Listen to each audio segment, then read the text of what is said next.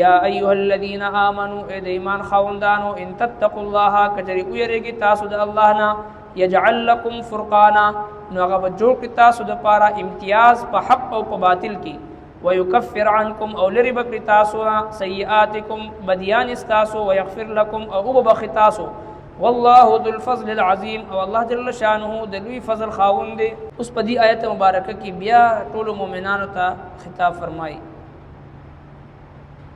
چې اے ایمان والو کچره تاسو ځان بچ کو ساتلو تقوا مو اختیار کړه پرهیزګاری مو اختیار کړه نو درې انعام به الله جل شانه تاسو ته درکړي. یو دا چې د تقوا د برکت به الله رب العالمین تاسو ته د حق او د باطل په منځ کې د تمیز کولو صلاحیت په تاسو کې پیدا کی. تاسو ته به حق چې د حق ښکار شي او باطل به باطل ښکار شي. او دویم دا د دې تقوا د برکت به الله رب العالمین ستاسو ګناهونه معاف کړي. او دریم دا چې الله رب العالمین د دې تقوا د برکت به مغفرت تاسو نصیب وګرځي.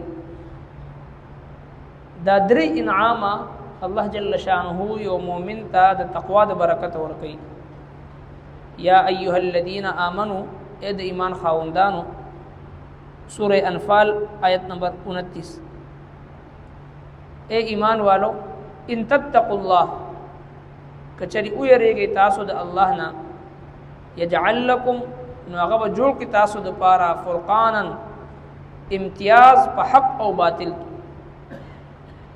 ويكفر عنكم او لری بکری تاسو نه سیئاتکم بدیان استاسو ويغفر لكم او وبخ تاسو والله ذو الفضل العظیم او الله جل شانه د لوی فضل خاوند دی. ان تتقوا الله کچره تاسو او یریږي د الله نه تقوا اختیار کړئ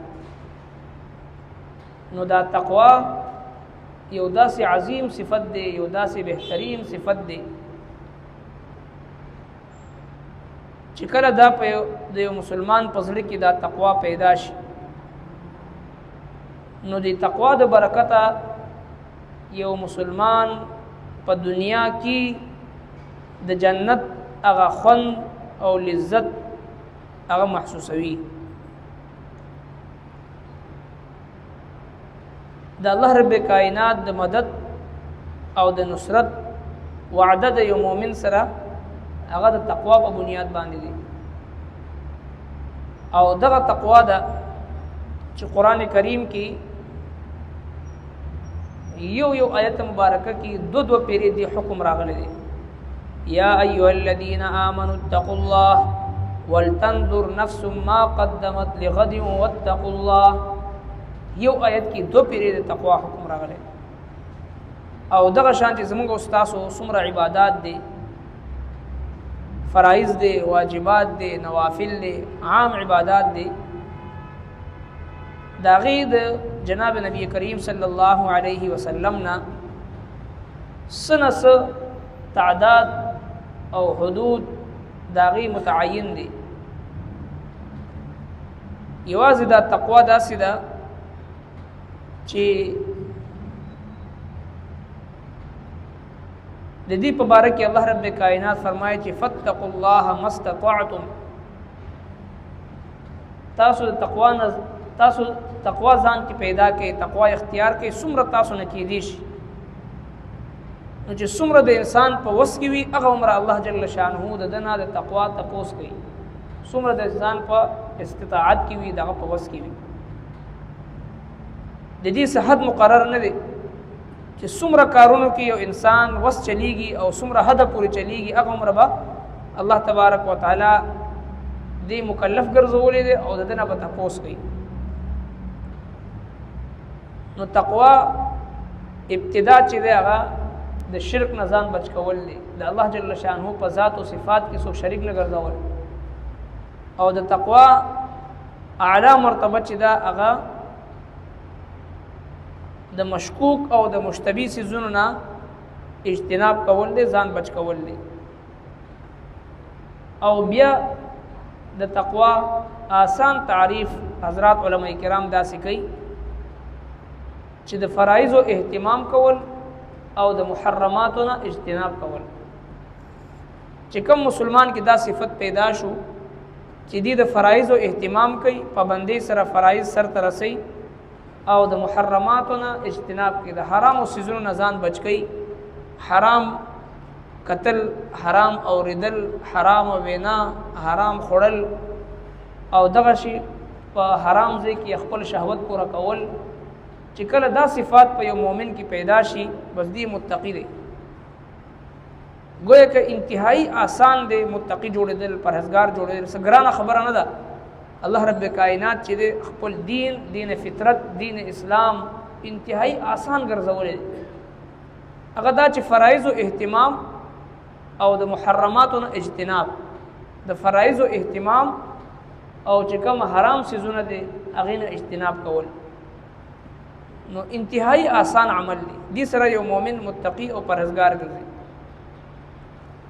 او دغه شان چې کله د تقوا صفت په یو مسلمان کې پیدا شي، د الله رب کائنات په نسبت باندې په دې آیت کریمه کې الله رب العالمین چې کوم انعامات ذکر کړي دي، درې انعامات ورکړي چې کله یو مؤمن کې تقوا پیدا شي. رب کائنات د تقوا د برکته بیا د تقوا یو تعریف دا هم کوي چې په ناسته، په ولاړه، په ملاسته، په خلوت کې چې کله هم د ګناه مقراشي، د رب کائنات تصور د انسان زړه ته راتلل او دغه ګناه نه رستو کېدل، دې ته تقوا وي. یعنی په خلوت کې، په جلوت کې، په تنهایی کې، په مجمع کې، په هر ځای کې د ګناه مقراشي او د الله رب کائنات ذات بنده ته رایاد شي او دغه ګناه نه منې شي، دې ته تقوا وي. نو چې کله د تقوا صفت په یو مؤمن کې پیدا شو، رب کائنات درې انعامه په دې آیت کریمه کې ذکر کړي. اگر چې قرآن کریم متعدد آیتونه د دې نه ډک دي، ان للمتقین مفازا، ان المتقین فی جنات وعیون، یوم نحشر المتقین الى الرحمن وفدا، وسیق الذین اتقوا ربهم الى الجنة زمرا، یو ګڼ شمېر آیتونه د متقیانو مبارکي چې کم انسان په زړه کې د الله یره شي او د الله د یرې نه د ګناه پرېږدي، دا متقی دی. فرایض او اهتمام کوي، د حرامو نه ځان بچ کوي، دا متقی دی.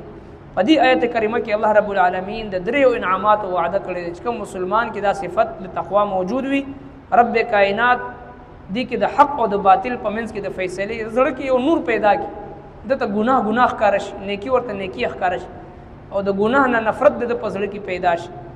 نبی علیہ السلام مبارک دعا کوي، اللهم ارنا الحق حقا وارزقنا اتباعه وارنا الباطل باطلا وارزقنا اجتنابه.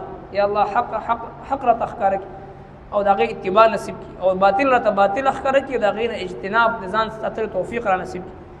نو الله رب العالمین د حق او د باطل په منځ کې د فیصلې تمیز چې دی په یو مسلمان کې پیدا کی د تقوا د برکته. دویم ګناهونه تلری کی، دریم مغفرت ورته نصیب کی، دا د تقوا برکات.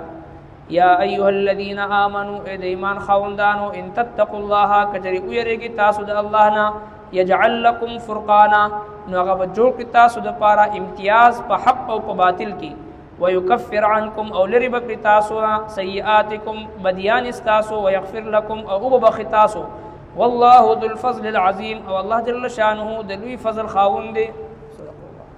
ربنا تقبل منا انك انت السميع العليم وتب علينا انك انت التواب الرحيم برحمتك.